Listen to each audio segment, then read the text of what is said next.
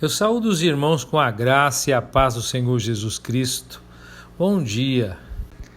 Quem vos fala é o professor Fábio Machado e hoje nós entraremos no segundo dia de exposição do livro do profeta Jeremias. E hoje eu irei expor do capítulo 5 até o capítulo 8. No capítulo 5, observamos a reprovação ao pecado e a ameaça de julgamentos de uma forma entremeada, as quais são colocadas em oposição entre si. Os julgamentos são ameaçados para que as reprovações ao pecado possam ser mais eficazes em levá-los ao arrependimento. O pecado é revelado para que Deus possa ser justificado nos julgamentos ameaçados. No verso 1, os pecados de que eles são acusados são muito graves. Já no verso 1 nós temos a injustiça. No verso 2, a hipocrisia e a falsidade na religião. No verso 3, eles são incorrigíveis, impossíveis de disciplinar. Os versos 4 e 5, nós vemos a corrupção e a depravação de ricos e pobres. No verso 6, por causa disso, o invasor, representado aqui por 3 animais, os despedaçaria. Nos versos 7 e 8, nós temos a idolatria e o adultério. No verso 9, os julgamentos com que eles são ameaçados aqui são terríveis. De maneira geral, eles sofrerão um ajuste de contas. Os versos 10 e 11, a ordem para que a destruição das vinhas, ainda que não totalmente, por terem se separado de Deus, agindo com deslealdade. Os versos 12 e 13, o desacato insolente a Deus, negando-o, assim como sua palavra. O verso 14, com isso se cumprirão as palavras dos profetas de Deus. Os versos 15 e 17 vão falar do inimigo estrangeiro que será trazido sobre eles. O verso 18 é dado aqui, pela segunda vez, uma indicação de que Deus, em meio à sua ira, se lembraria da sua misericórdia e não os destruiria completamente. No verso 19 diz que eles seriam levados para o cativeiro. Dos versos 20 ao 24, o que está no fundo de tudo isso é a falta de temor a Deus, apesar das frequentes intimações que lhes eram feitas para que o temessem. O verso 25, nós vemos que as iniquidades do povo afastará deles todas as boas coisas. Dos versos 26 a 28, no encerramento do capítulo, eles são acusados de violência e opressão. E no verso 29, assim como 2 vezes Deus falou que não os destruiria de todo, 2 vezes ele afirmou que eles não ficariam sem serem castigados. Os versos 30 e 31, aqui é apontada uma coligação para perverter a nação por parte daqueles que deveriam ter sido ativos em modificá-la, em transformá-la. Este era o objetivo da pregação de Jeremias no final do reinado de Josias e no início do reinado de Jeoaquim, mas o sucesso da sua pregação não correspondeu às expectativas. No capítulo 6, como no capítulo anterior, nós temos, dos versos 1 a 6, uma profecia sobre a invasão da terra de Judá e o cerco de Jerusalém pelo exército dos caldeus. No verso 7, nós temos uma descrição daqueles pecados de Judá e Jerusalém que provocaram a Deus, levando-o a enviar esse juízo assolador sobre eles, a sua opressão.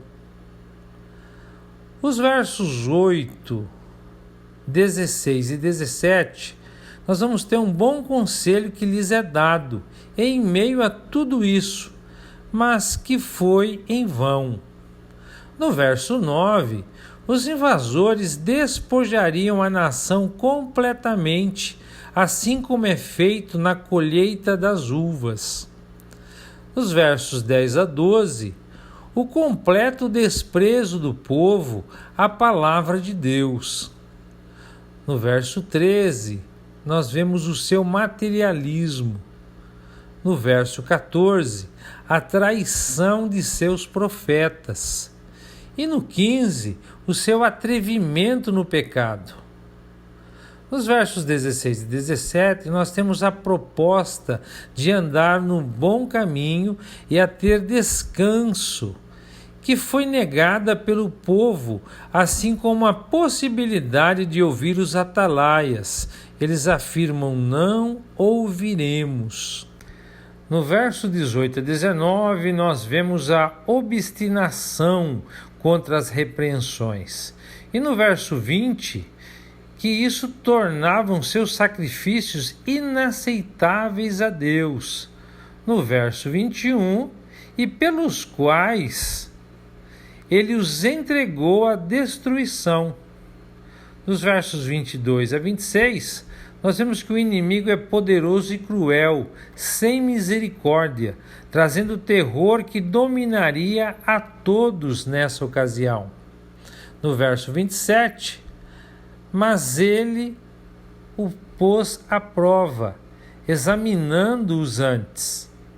Os versos 28 a 30, nós vemos que então ele os rejeitou como sendo irrecuperáveis. O Senhor os refugou. No capítulo 7, dos versos 1 a 11, depois do profeta, em nome de Deus, ter repreendido o povo por seus pecados e ter avisado sobre os juízos de Deus que viriam sobre eles, nesse capítulo ele prossegue o mesmo intento para a sua humilhação e o seu despertar. Deus lhes mostra a invalidade da alegação em que tanto confiavam, de que tinham o templo de Deus entre eles, e constantemente o frequentavam, e se esforça para tirá-los da sua confiança em seus privilégios externos e realizações, e argumenta: será esta casa que se chama pelo meu nome um covil de salteadores aos vossos olhos? Dos versos 12 a 16, ele os lembra das desolações de Siló e prediz que as desolações de Jerusalém seriam semelhantes e ordena a Jeremias que não interceda pelo povo junto a ele, porque ele não o ouviria. Dos versos 17 ao 20, ele descreve ao profeta as abomináveis idolatrias do povo, pelas quais estava tão irado contra eles, e esse era o motivo do juízo que lhes traria. Dos versos 21 a 28, o Senhor apresenta diante do povo aquela máxima fundamental da religião, de que obedecer é melhor do que sacrificar, e que ele não aceitaria os sacrifícios daqueles que obstinadamente persistissem na desobediência.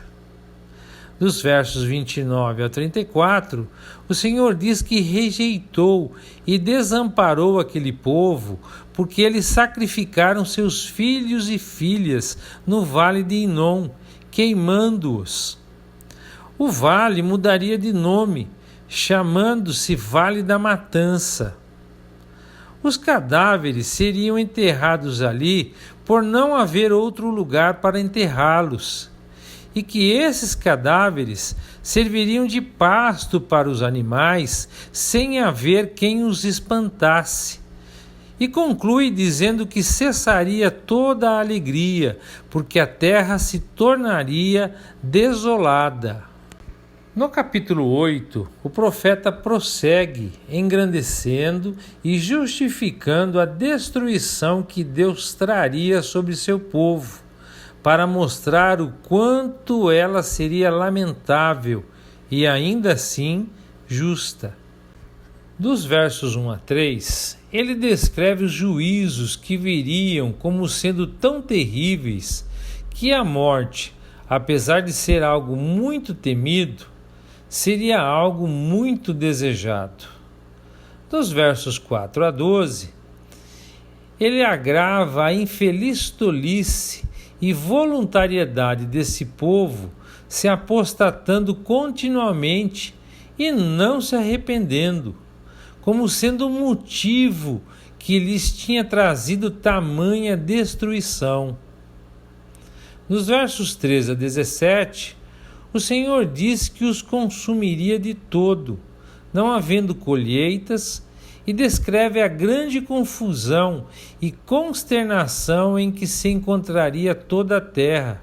Com o alarme da destruição, as serpentes são uma descrição figurativa do exército babilônico. Finalmente, dos versos 18 a 22, o profeta está profundamente afetado pela ruína de seu povo e a considera com muita sinceridade e inconformismo. E assim, amados, concluímos a exposição de hoje. E eu gostaria de deixar para a meditação dos irmãos o capítulo 7, a partir do verso 23, que diz assim: Mas isto lhes ordenei, dizendo: Dai ouvidos à minha voz, e eu serei o vosso Deus, e vós sereis o meu povo. Andai em todo o caminho que eu vos ordeno, para que vos vá bem. Mas não deram ouvidos, nem atenderam, porém andaram nos seus próprios conselhos e na dureza do seu coração maligno, andaram para trás e não para diante. Amados, quando nós lemos Jeremias e vemos a condição em que o povo estava, nós não deixamos de fazer comparações com a realidade que nós vivemos hoje.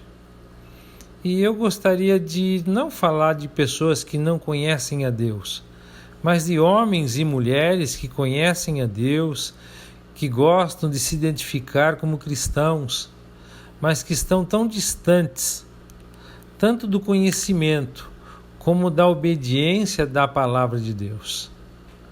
Nós precisamos entender que pura e simplesmente uma postura exterior não nos dá proximidade nem intimidade com Deus.